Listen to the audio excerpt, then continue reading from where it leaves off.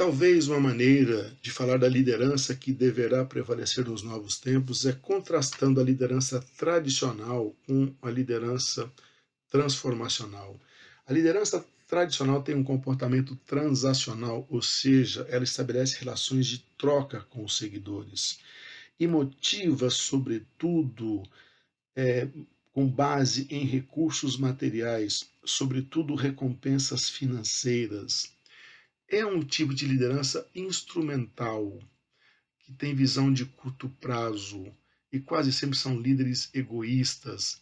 Acredito que o comportamento do presidente dos Estados Unidos de praticamente sequestrar compras brasileiras de alta necessidade, como máscaras e ventiladores para respiração mecânica na China recentemente, dá um exemplo claro desse egoísmo, dessa instrumentalidade, eu diria que até dessa falta de ética de um líder transacional. Contrasta com o comportamento dos líderes transacionais os líderes carismáticos ou transformacionais. Esses são líderes que procuram ir muito além. Esses estimulam e inspiram os seguidores a alcançarem resultados extraordinários, a desafiar os próprios limites, a fazer o que antes parecia impossível.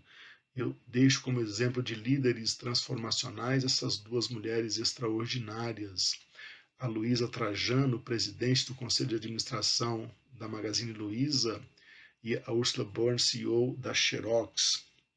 Líderes transformacionais são carismáticos, são entusiasmados e autoconfiantes e cuja personalidade e ações influenciam as pessoas a se comportarem de determinadas maneiras, principalmente colocando-se como exemplos a serem seguidas.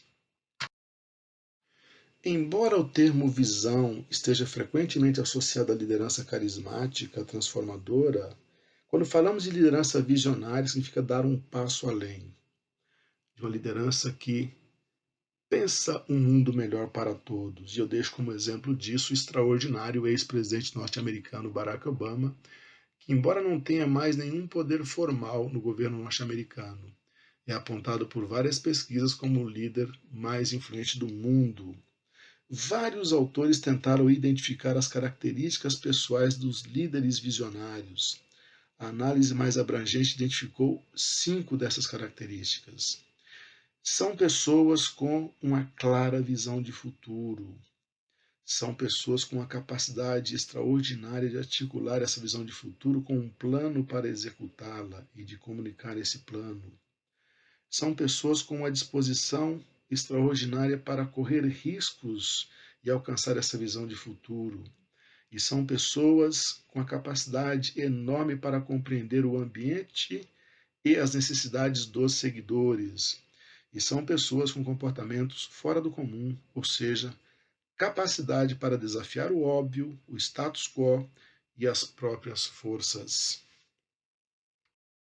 Caminhando para o final da nossa videoaula sobre liderança, vamos falar sobre estilos dos subordinados, porque nenhuma compreensão da liderança seria completa sem um bom entendimento do comportamento dos seguidores, uma vez que liderança lida com pessoas.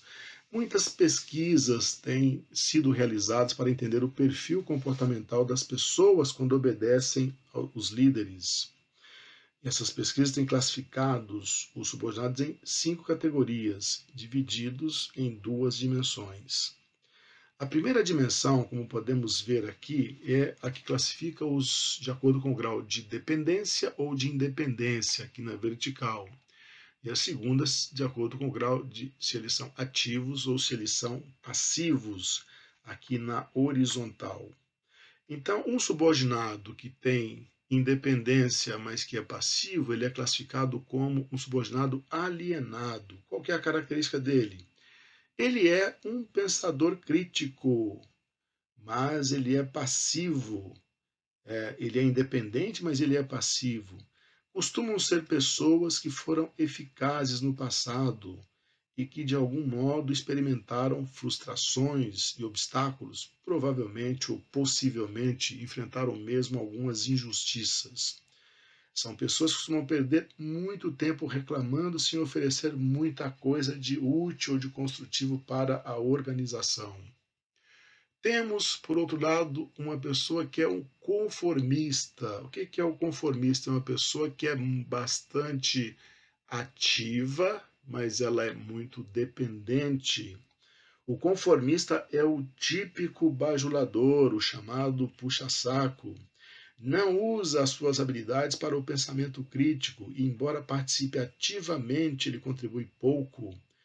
Pode até mesmo executar e defender uma orientação equivocada fornecida pelo chefe. Temos o chamado sobrevivente pragmático. Essa é uma pessoa que reúne características dos 4 outros tipos. Ele é o chamado politicamente correto. Adotará o que melhor lhe parecer conveniente para cada situação, procurando sempre minimizar os próprios riscos e maximizar os ganhos pessoais. Sobretudo em momentos de dificuldades, os sobreviventes são pragmáticos e tendem a aparecer. Depois temos o subordinado passivo. Ele é uma pessoa que é dependente e aí tem um comportamento passivo. Ele simplesmente finge que está morto. Não se manifesta para nada, não critica e não elogia, não opina, não participa da vida da organização. Limita a fazer o que lhe é ordenado e só termina o que está fazendo sob intensa supervisão. E, finalmente, temos o subordinado chamado eficaz ou efetivo. O que é essa pessoa? É um subordinado extremamente ativo e que pensa de forma crítica e analítica e é independente. É também uma pessoa que participa ativamente da vida da organização. Como eles são autênticos, eles se comportam da mesma forma com todas as pessoas, independentemente da posição que ocupam na empresa.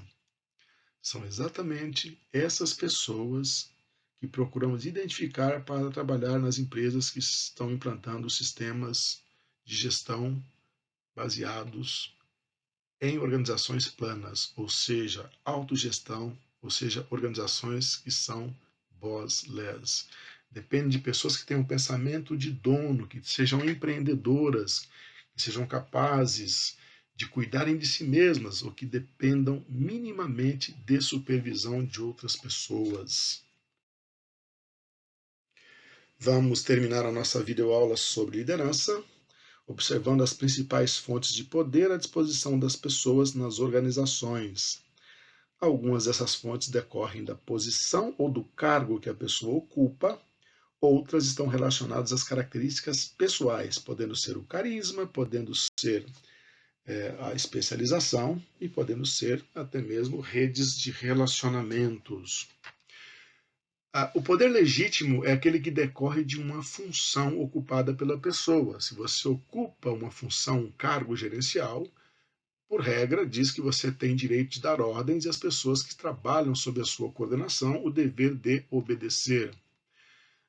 Poder coercitivo é aquele que resulta da possibilidade do líder aplicar determinadas regras disciplinares, ou seja, regras para punir as pessoas que cometem alguns atos fora do esperado, é o poder para controlar as pessoas. O poder de recompensa está associado à possibilidade que as pessoas têm de conceder prêmios, recompensas, como, por exemplo, boas avaliações de desempenho, né, conceder aumentos de salários, recomendações para promoção e assim por diante. O poder de expert ou poder de especialista é o poder que vem do respeito que as pessoas têm por você em função de um conhecimento que você tem, de uma habilidade, de uma especialização, de uma capacidade para resolver problemas. Né? O poder de referência é aquela identidade afetiva que as pessoas desenvolvem com um líder em função da sua capacidade para inspirar as pessoas, capacidade de comunicação, de ter uma visão de futuro e comunicar essa visão de futuro, engajando os seguidores. Podemos dizer que essas 3 formas de poder aqui, legítima, coercitiva e recompensa, estão muito associadas à posição, a um cargo que a pessoa ocupa na empresa, enquanto o poder de expert e de referência estão mais ligados à pessoa do líder. Há outras fontes de poder, evidentemente, podemos destacar entre elas esforço pessoal, pessoas que são capazes de se sacrificar e colocar como exemplo e são respeitadas por isso. Rede de relacionamentos ou poder que a pessoa tem para, digamos, fazer política, se conectar, fazer política no sentido bom da palavra, se conectar a outras pessoas influentes e pessoas que têm controle da informação, seja porque tem a informação ou porque tem acesso ou controla o acesso às pessoas que detêm essa informação. Muito bem, minhas queridas alunas, meus queridos alunos, aqui foi a nossa videoaula sobre liderança e esse foi o professor Jesus Gomes, do Centro Universitário FECAP. Aprofunde a compreensão desse importante tema para a administração com o seu professor e nos vemos muito brevemente na nossa próxima videoaula. Muito obrigado.